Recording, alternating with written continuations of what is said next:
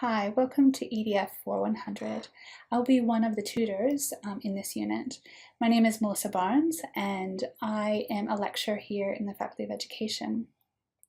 When I first started teaching, I was a primary school teacher, and I then became very interested in working with students with limited language proficiency.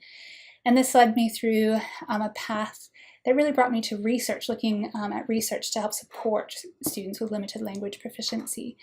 My first initial research was primarily in looking at big language tests, such as some of you may have heard of the IELTS or the TOEFL, and these are big language tests that students must take to get into a university course.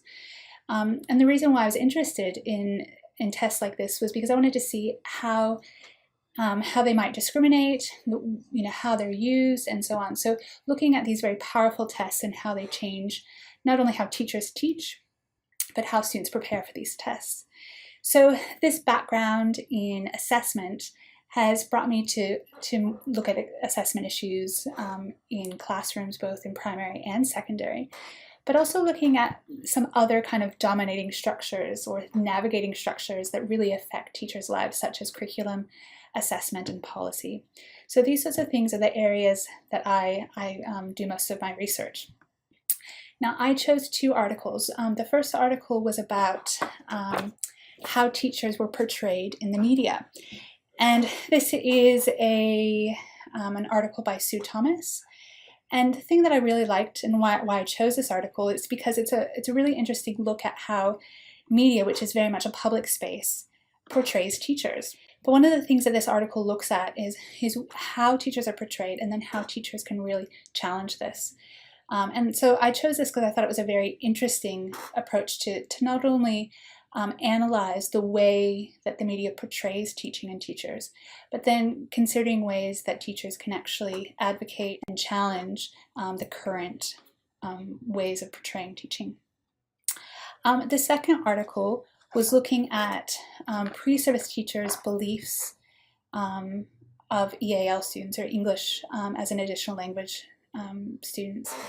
And I generally am more of a qualitative researcher, which you will learn in this unit. You will learn more about qualitative research. But one of the things that's interesting is that this particular study looks at beliefs of pre-service teachers, but it looks at it from a quantitative perspective or a numbers perspective. And so I find that really interesting to kind of quantify the way that pre-service teachers, based on their attitudes, look at EAL learners, because this is obviously really important in understanding our kind of implicit and explicit attitudes or beliefs about students, so that we can ensure that in teacher education we're creating programs that really speak to this, to ensure that pre-service teachers are prepared for the classroom. A couple of tips that I have for you for this unit is really make sure that when you're thinking about a topic, one, that it is very feasible and that you've made sure you've checked this off with your tutor and gotten some advice on it. But the other thing is to think about the long game, and think about, if you're going to be teaching in Victorian schools for VIT, you will have to do a research project.